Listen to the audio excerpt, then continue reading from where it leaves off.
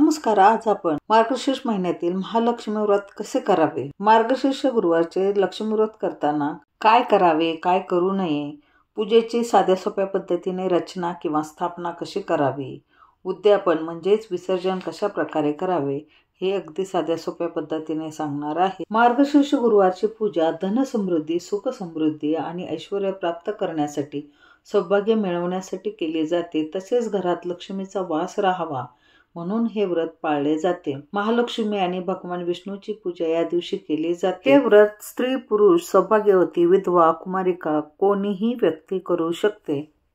हे व्रत करणाऱ्या व्यक्तीने मनाने आनंदी आणि शरीराने शुद्ध आणि स्वच्छ असावे. व्रताला प्रथम सुरुवात मार्गशीर्ष महिन्यातील पहिल्या गुरुवारी करावे आणि शेवटच्या गुरुवारी उद्यापन करावे. दिवसभर उपवास करावा आणि रात्री उपवास सोडावा. पूजा करताना आणि कथा महात्म्य ऐकताना वाचताना मन शांत आणि आनंदी असावे. जेव्हा काही कारणामुळे पूजा आपल्याला करता आली नाही तर ती पूजा दुसऱ्याकडून करून घ्यावी, पण उपवास मात्र स्वतः करावा. इतर कोणताही उपवास असताना हे गुरुवार व्रत आले तर ते करण्यास हरकत नाही. हे व्रत करणाऱ्यांना मी सुखी करेन असे प्रत्यक्ष श्री महालक्ष्मीनेच पद्मपुराणात सांगितले आहे. या महिन्यात लक्ष्मीची पूजा केल्याने घरात सुख समृद्धी आणि धनसंपत्ती टिकून राहते असे मानले जाते. मार्गशीर्ष महिना भगवान श्रीकृष्णाला समर्पित असल्याने या महिन्यात हे व्रत केल्याने मनशांती मिळते आणि जीवनात स्थिरता येते. भगवान विष्णू आणि महालक्ष्मीची कृपा प्राप्त कोणत्याही गुरुवारी या व्रताला सुरुवात करता येते, पण उद्यापन मात्र मार्गशीर्ष महिन्यातील शेवटच्या गुरुवारीच करावे. मार्गशीर्षातील शेवटच्या गुरुवारी म्हणजेच व्रताच्या उद्यापनाच्या दिवशी 7 सवाष्णींना अगर 7 कुमारिकांना आमंत्रण देऊन घरी बोलवावे. हळद कुंकू लावावे. पूजा आरती वगैरे केल्यानंतर प्रसाद म्हणून 1 फळ आणि पोथीची 1 प्रत प्रत्येकीला द्यावे. नमस्कार करावे. हेच या व्रताचे उद्यापन आहे. या व्रताला सुरुवात मार्गशीर्ष महिन्यातील पहिल्या गुरुवारी करावे. ते न शक्य असल्यास महिन्यातील कोणत्याही गुरुवारी या व्रताला सुरुवात करता येते, पण उद्यापन मात्र मार्गशीर्ष महिन्यातील शेवटच्या गुरुवारीच करावे. मार्गशीर्ष गुरुवारच्या पूजेसाठी लागणारं काय काय साहित्य आहे हे पाहू. तांब्याचा किंवा कोणत्याही धातूचा कलश, नारळ, उपलब्ध असल्यास महालक्ष्मीचा मुखवटा, महालक्ष्मीसाठी वस्त्र, महालक्ष्मीसाठी दागिने, महालक्ष्मीची मूर्ती, गणपती बाप्पाची मूर्ती, सुपारी, पैसे, हळदी कुंकू, अक्षता, तांदूळ, विड्यावर ठेवण्यासाठी खारीक, खोबरं, सुपारी आणि 5 फळं. एकाच प्रकारची 5 फळं चालतील किंवा 5 प्रकारची 5 फळं.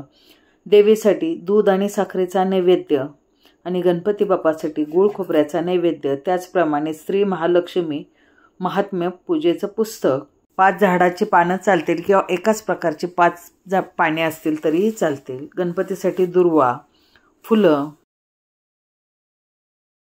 गणपती बाप्पासाठी जास्वंदीचं फूल आणि गणपती बाप्पाची आणि महालक्ष्मीच्या मूर्तीला जर अभिषेक करणार असाल तर ताम्हण आणि संध्याची पळी. महालक्ष्मीसाठी ओटी, त्यावरती तांदूळ, तेल वातीसहित दिवा, अगरबत्ती स्टँड आणि अगरबत्ती. तुमच्याकडे उपलब्ध असल्यास शंख, पूजा मांडण्यासाठी पाट किंवा चौरंग आणि त्यावरती अंथरण्यासाठी वस्त्र. मार्गशीर्ष गुरुवारी पहाटे लवकर उठून आंघोळ करावी, स्वच्छ वस्त्र परिधान करावे व व्रताचा संकल्प करावा. अंगणात आणि पूजेच्या ठिकाणी रांगोळी काढावे. त्यामध्ये माता लक्ष्मीची पावले अवश्य काढावीत. पूजेच्या सुरुवातीला दीप प्रज्वलन करायचे आहे. दिव्यासाठी आसन तयार करायचं. तांदळाचा वर्तुळाकार आसन तयार केलेला आहे, त्यावरती हळदी कुंकू व्हायचं. तेलाने भरलेला वातीसहित दिवा ठेवायचा आणि दीप प्रज्वलन करून दिव्याच्या साक्षीने पुढील पूजा आपल्याला पार पाडायची आहे. दिव्याला हळदी कुंकू फूल व्हायचं. त्यानंतर प्रथम मान असतो गणपती बाप्पाचा, म्हणून गणपती बाप्पाची पूजा करायची आहे. त्यासाठी पानावरती आसन म्हणून तांदूळ ठेवलेले आहेत आणि गणपती बाप्पाची मूर्ती ठेवलेली आहे. जर तुमच्याकडे गणपती बाप्पाची मूर्ती नसेल तर सुपारीची पूजा करू शकता. गणपती बाप्पाला हळदी कुंकू वाहून दुर्वांची जोडी आणि जास्वंदीचं फूल व्हायचं आहे. आता गणपती बाप्पाची मूर्ती आणि महालक्ष्मीची मूर्ती ही मी देव्हाऱ्यातून घेतलेली आहे, म्हणजे सकाळी याची पूजा झालेली आहे, त्यामुळे अभिषेक करण्याची गरज नाही. श्री गणेशाच्या बाजूला माता लक्ष्मीची प्रतिष्ठापना करायची आहे. त्यासाठी आसन म्हणून विड्याचं पान ठेवलं, त्यावर ते तांदूळ ठेवले आणि महालक्ष्मीची मूर्ती ठेवली. महालक्ष्मीच्या मूर्तीला सुरुवातीला हळद कुंकू व्हायचं, फूल व्हायचं. त्यानंतर आता आपण कलशाची स्थापना करून घेणार आहोत. कलशाची स्थापना करताना चौरंगावरती आपल्या हाताच्या उजव्या बाजूला आसन तयार करायचं आहे. आसन तयार करताना अष्टदल कमल किंवा स्वस्तिकाचं आसन तयार करू शकता किंवा वर्तुळाकार आसनसुद्धा केलं तरी चालेल. अष्टदल कमलावरती हळदी कुंकू व्हायचं आणि त्यानंतर आता आपण कलश तयार करून घेणार आहोत. कलशामध्ये स्वच्छ पाणी भरलेलं आहे. कलशाच्या चारी बाजूला हळदी कुंकवाची बोटं उमटून घेतली आणि कलशामध्ये सुपारी, पैसा आणि फूल टाकलं आणि कलश अष्टदल कमलावरती स्थापन केला. त्यानंतर कलशामध्ये आंब्याची पाने ठेवून त्यावरती नारळ ठेवला. नारळाला लक्ष्मी स्वरूप मानून हळदी कुंकू लावलेला आहे. तुमच्याकडे अशा प्रकारे कलश साडी असेल तर कलश साडी बांधून घ्यायची आहे. त्यानंतर दागिने घालायचे आहे, म्हणजे महालक्ष्मीचं स्वरूप समजून तिला सजवायचं आहे. त्यानंतर अशा प्रकारे मुकुट लावून घेतला. माझ्याकडे शंख होता, तर शंखाला तांदळाचं आसन तयार केलं, त्यावरती शंख ठेवला. शंखाला हळदी कुंकू फूल वाहिलेलं आहे.